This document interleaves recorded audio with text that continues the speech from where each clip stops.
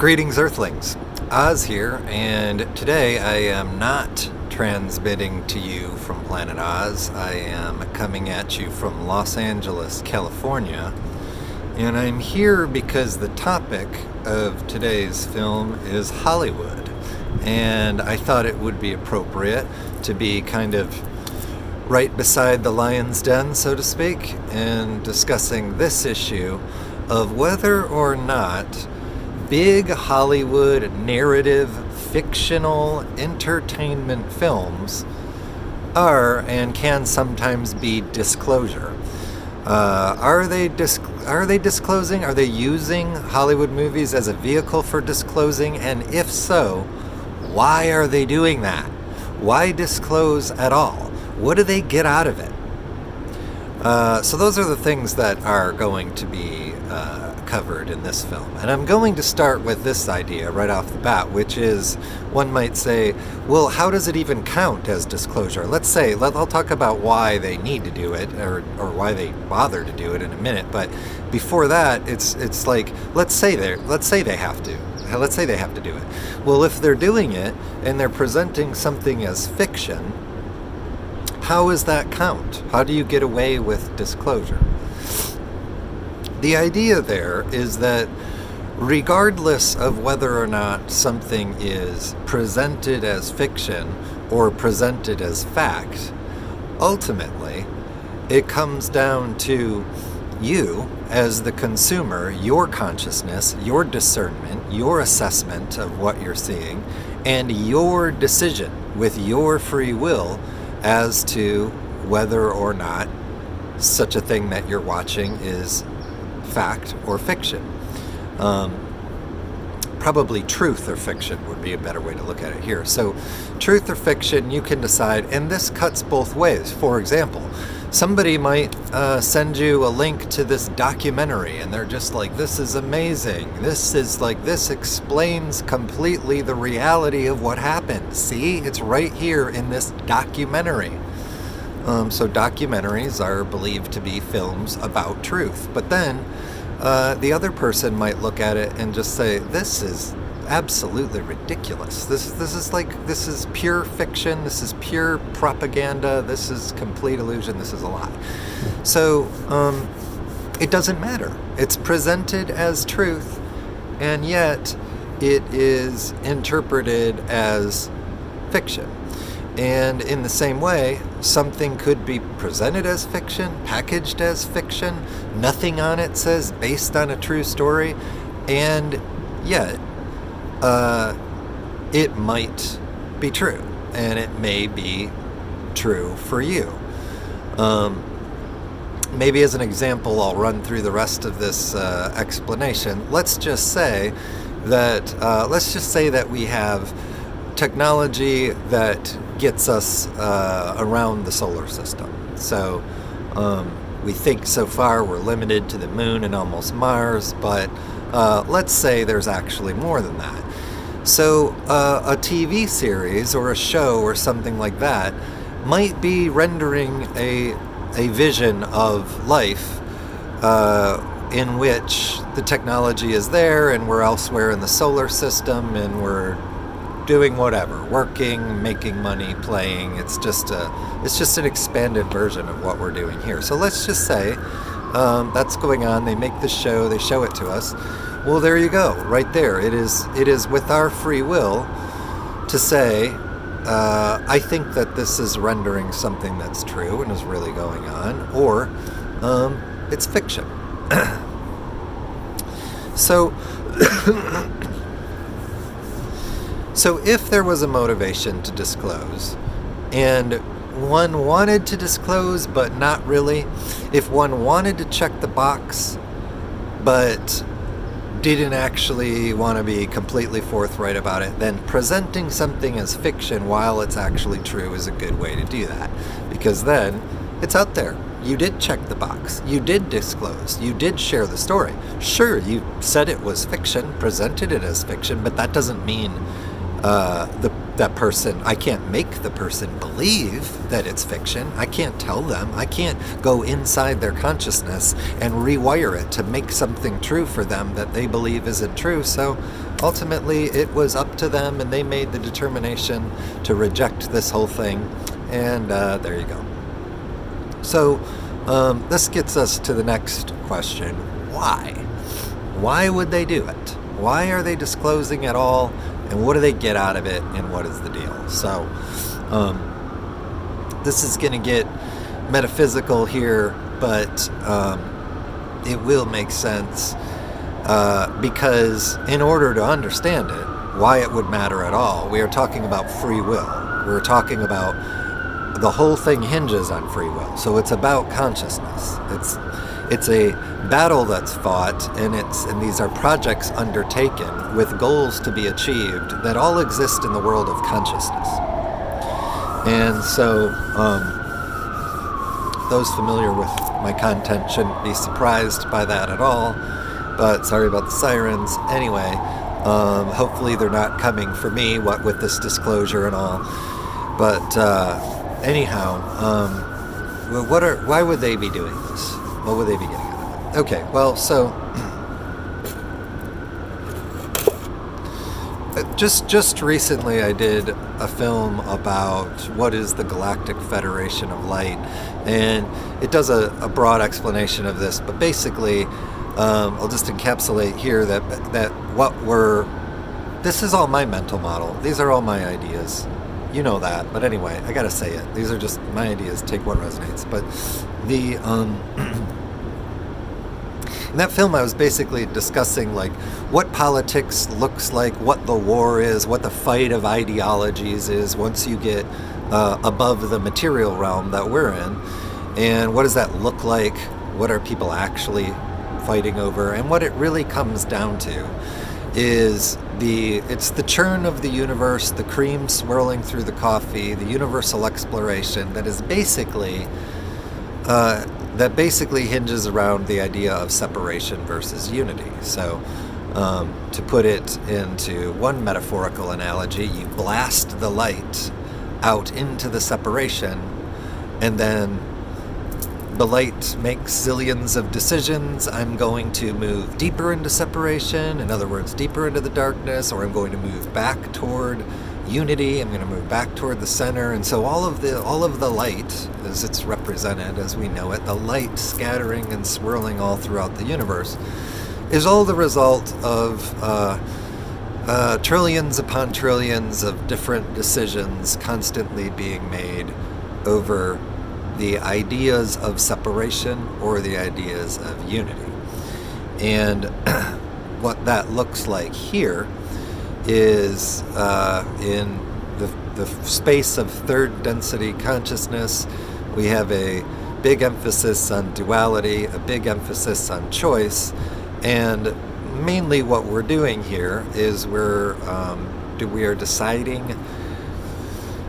are deciding which pathway we want to pursue in this cosmic debate about separation and unity. And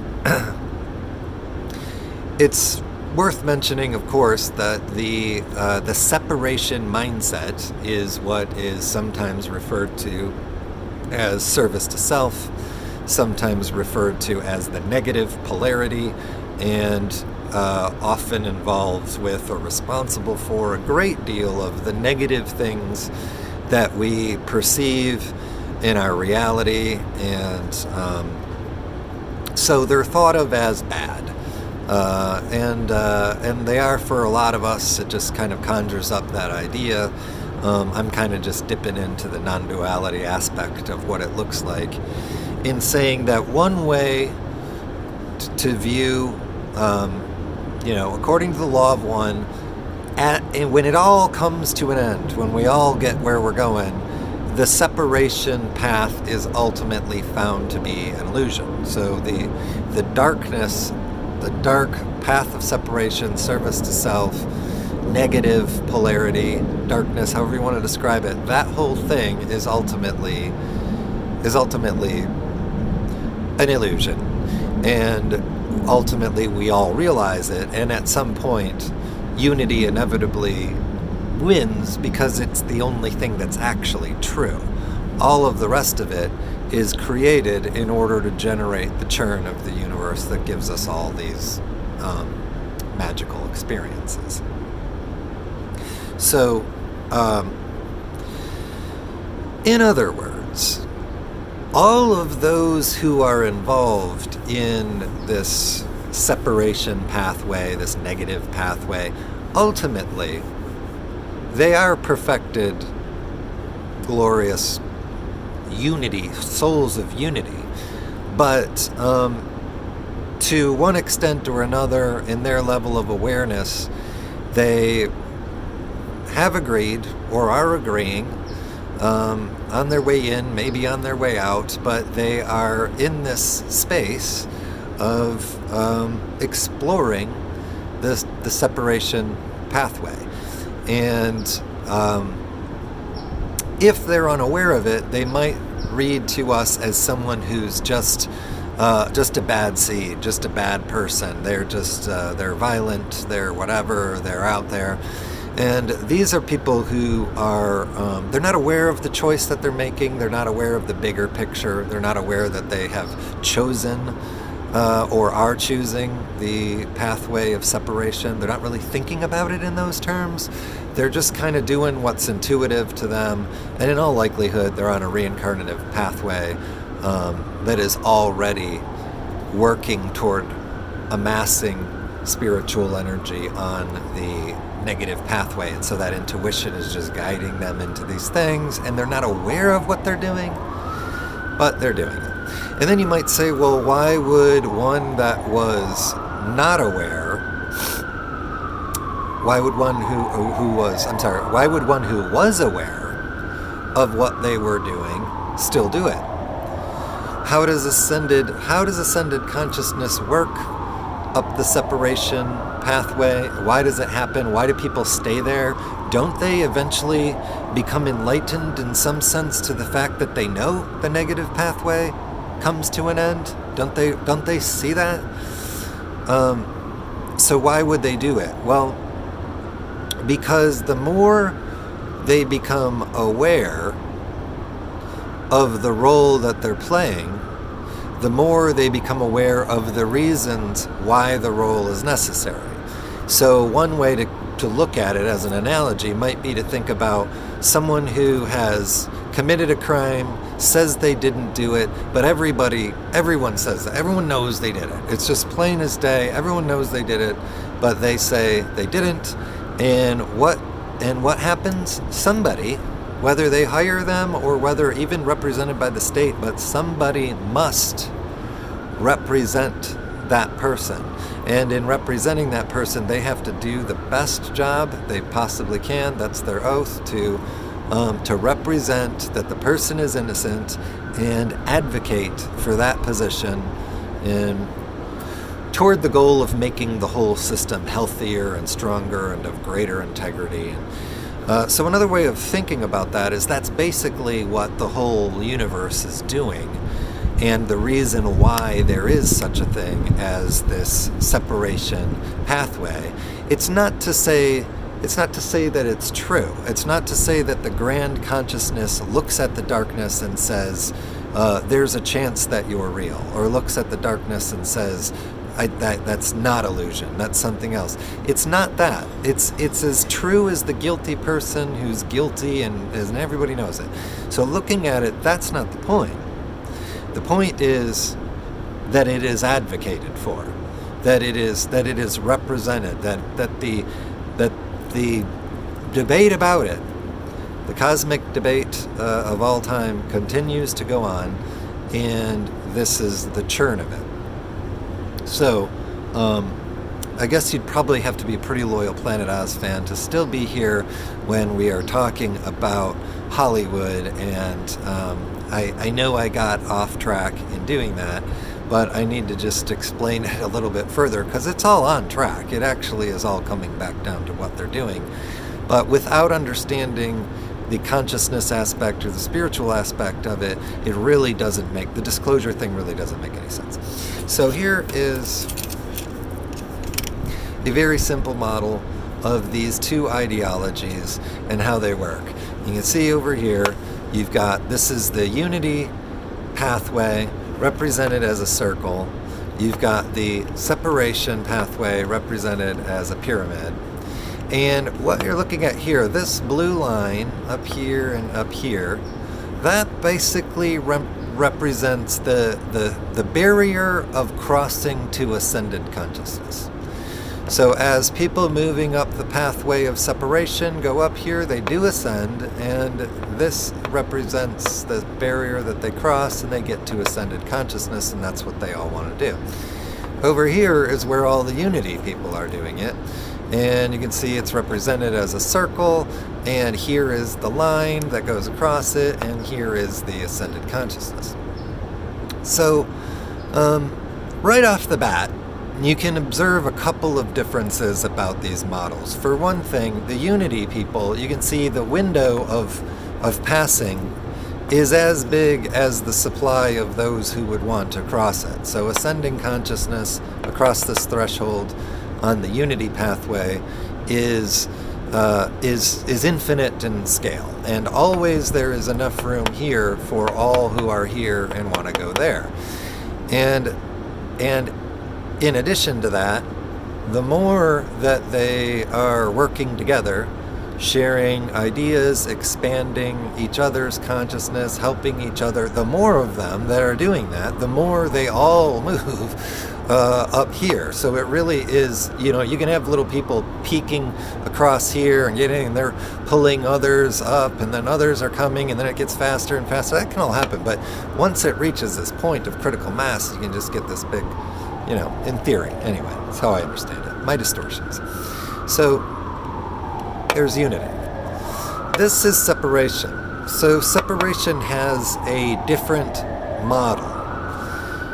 And as you can see, here is the line, the barrier at which the separation pathway crosses into ascended consciousness, sometimes referred to as fourth density negative. So they would go there. They're crossing this threshold. But as you can see, the window is limited.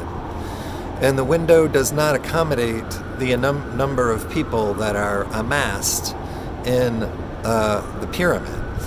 Consequently, these people are all needed in order to push those people through. Or maybe another way of looking at it is they can't climb up to here unless there is a pile of bodies here that they can climb over to get there. And you might look at that and go, well, this is incredibly obvious. Why wouldn't anyone? Well, obviously everyone's there. Why does anyone choose this pathway? Well, there are incentives to do so, and not the least of which is the simple understanding in the grand consciousness, just putting yourself in context to simply understand that this whole experiment is good, and that this whole experiment has value to our learning in the grand consciousness.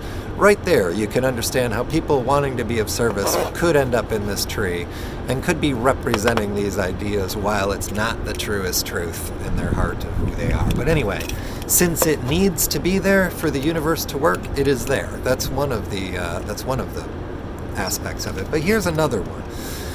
And this is basically the same reason a pyramid scheme is a pyramid scheme. What is happening here is not related to money, it's related to spiritual mass. But it is nonetheless a pyramid scheme and works in the same way. Why would you ever get involved in this? Why would you ever do it? Well, because over here you kind of have an equal amount of energy in, energy out, equal. Sure, you get a certain amount from others, but you pretty much need to give in equal measure in order to get. And I don't know, people in this world, people in this reality, the ideas of consciousness, people look for shortcuts. They like shortcuts. And maybe this, in some ways, does look like a shortcut. Or another way to put it, let's be fair, not a shortcut, let's say investment. This is a different kind of investment model. This is, I don't know what I would call that an investment model, but this one, as an investment model, here's what you got. You invest here. And what this is these are all the people who are putting more energy in than they are getting back. Because here we go back and forth equally. Here, energy goes this way more so than it goes this way. So here, you're getting a losing deal. You're buying into a system, you're buying into their paradigm, you're living in their tree, you're living in their limited world, and you're here. And that's where they want you. That's where anyone who is benefiting from you being here would like you to stay there. Because your spiritual mass, energy, consciousness, focus is going up to them, and they are not giving back as much as they are taking in, because they are using it to propel themselves further up. They need it. They must have it. They must take it, and they must use it for this purpose. But if you make the investment, if you're the grunt, if you do the dirty work, if you're down here, if you pay your dues, one day you cross this line. And this is the line at which you are receiving more energy than you're giving back. So after all of this time of giving in more energy than you're getting, you are finally getting more energy than you're giving. And then you can just start a somewhat accelerated path toward this window.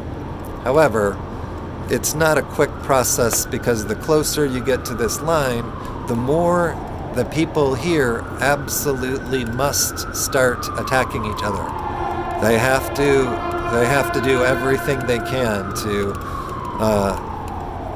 backstab and work their way up to get that, because this is a very coveted window here.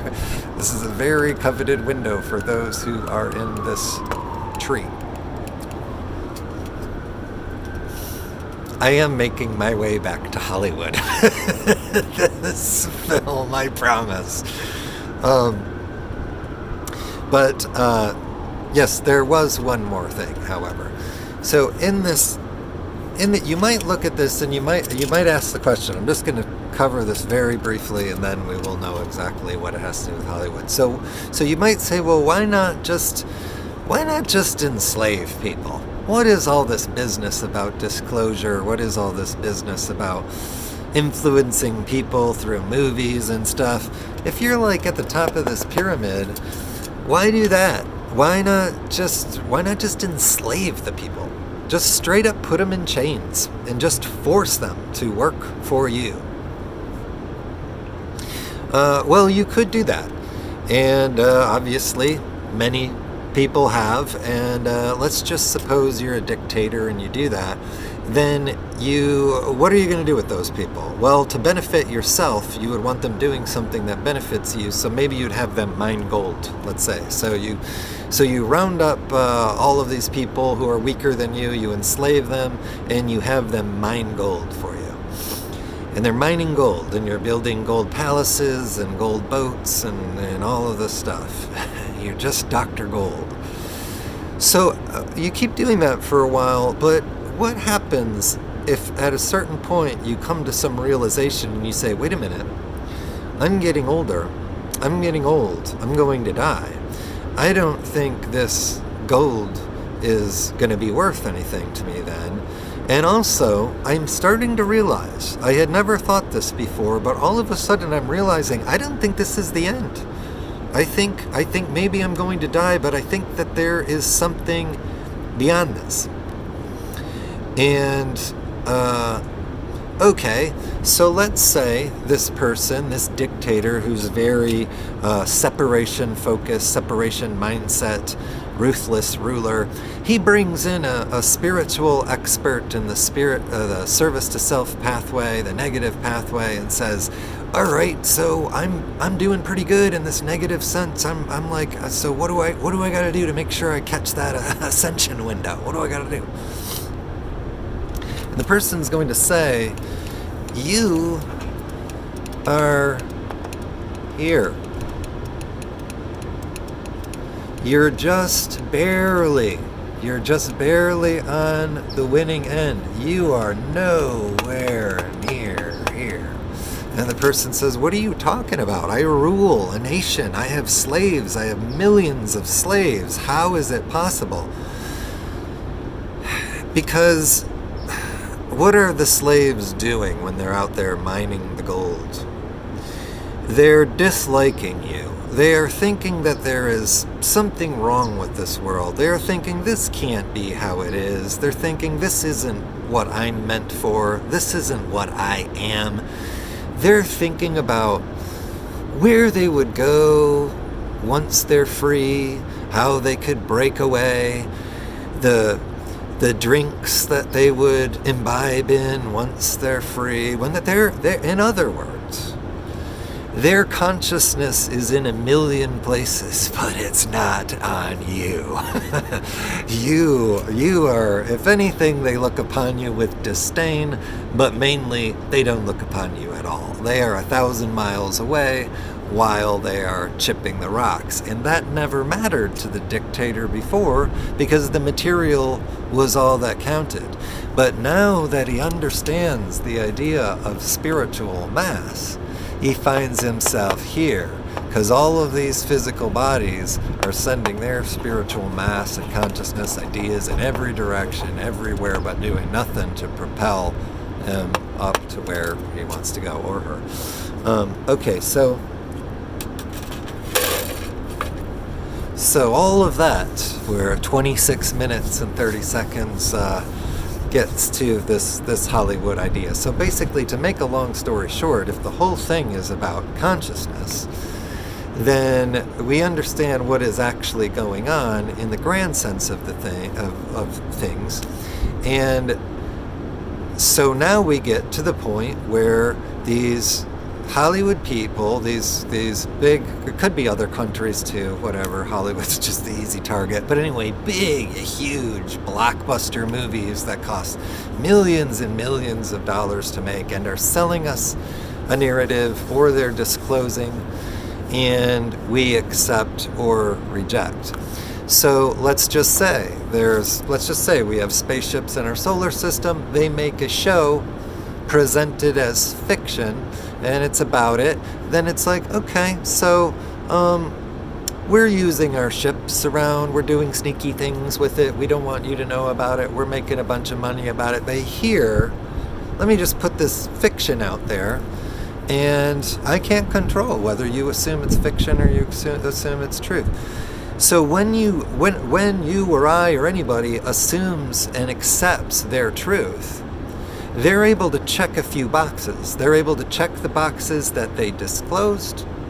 They're even able to go further and say, not only did we disclose, but we rendered real events perfectly right in from we spent a lot of money on it. We put very talented, well-known actors in there. We did everything we could to put this in front of people.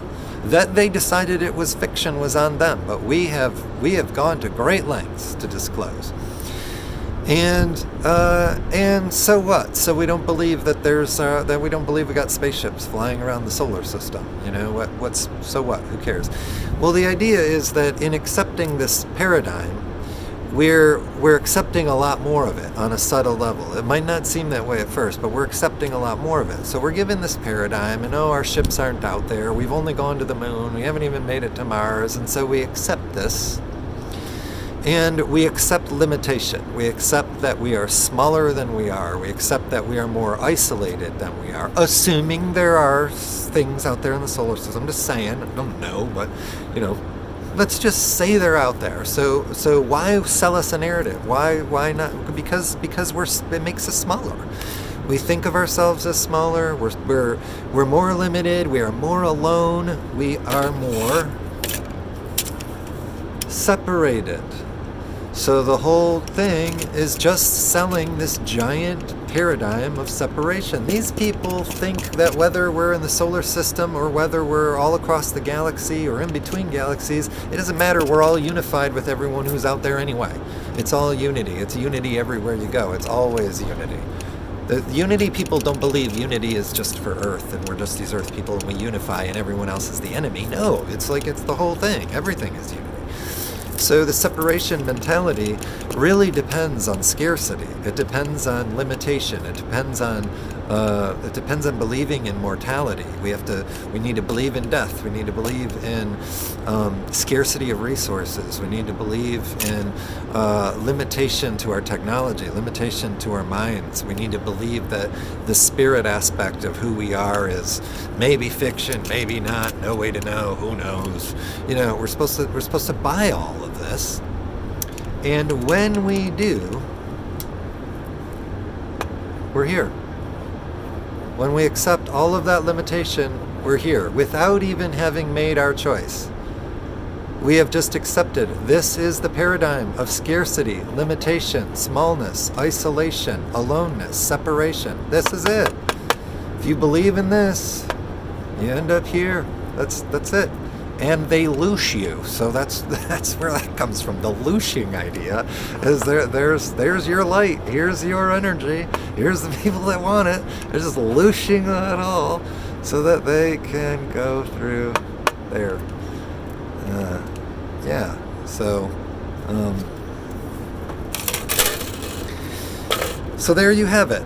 They maybe are checking their boxes of disclosure. Maybe they are. Oh! I want to say one more thing. I always get to my wrap up and suddenly have a last thought that I had forgotten about, and that's this. You might be saying, "Well, I've seen some other Hollywood movies, and they were incredibly inspiring to me. They obviously cost a lot of money. Obviously, they had A-list actors and talent and directors and all that stuff. Beautiful movie, inspired me, opened my mind, made me aware of great things. Yes, that is true. That is happening also because the white hats are also doing the same thing. The white hats that nobody finds a place on the chessboard where they're all alone and they can just move their pieces down to the thing or whatever because the other guy's not there. Anywhere the game goes, it goes. Both pieces go there. They follow each other around. So I don't want you to think that your favorite, most glorious, heartfelt Hollywood movie is like actually trying to scam you in some way. All of this stuff is up to you. Even if they meant nefarious intent upon you, you can turn the movie into what it is for you, and nothing stops you from making that truth. But that aside, even just if we're to discuss this in so-called objective terms, people out there and their intentions of doing it, absolutely, where the chess pieces have been moved, other chess pieces move to counter that move. So there are white hats, there are unity-oriented, ascended minds doing great work and have done great work over the years, making big, amazing movies that inspire us and in some cases maybe change the course of our life and who we are. So I realize I spent the vast majority of it talking about the negative aspects of it, but cuts both ways, and both elements are present, and will likely to continue to be so until such a point, I guess, as maybe we reach that level where we decide we don't need the paradigms of negativity, violence, anger, hatred, and all of the manifestations they put in movies. And not to say this isn't like a rant about, not everyone's shooting each other and that's terrible, but it just means like there is a low vibrational aspect to some things if you're not protecting yourself from it. So just with the right lens, everything is fine, all is well. So that's it. Hollywood, big movies, disclosure, Godspeed, friends. Love and light to you all.